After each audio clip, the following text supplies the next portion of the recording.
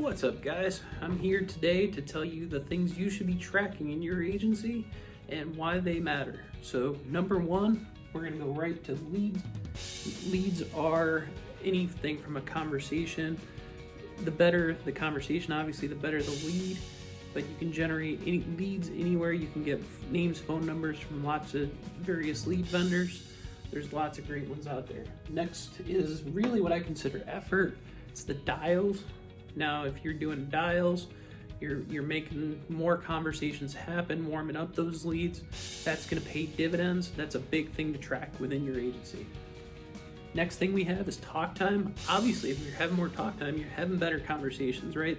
Because a 10-second conversation could be just getting hung up on, could be a just short conversation in general, right? Not interested.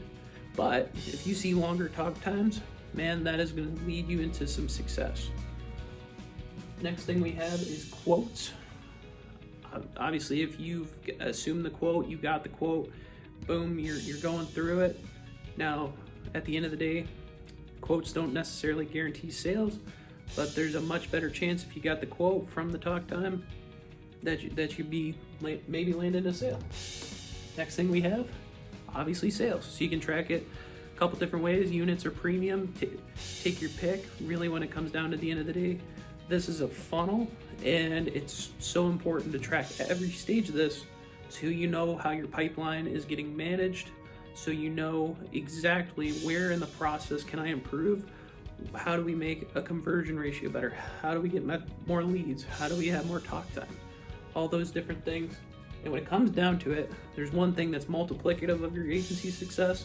It's going to be the team members. So getting good, talented team members is going to multiply, not add, because you could add all these numbers. It's going to multiply your success at the end of the day. And that's my 2-minute lesson for today. Have a good one.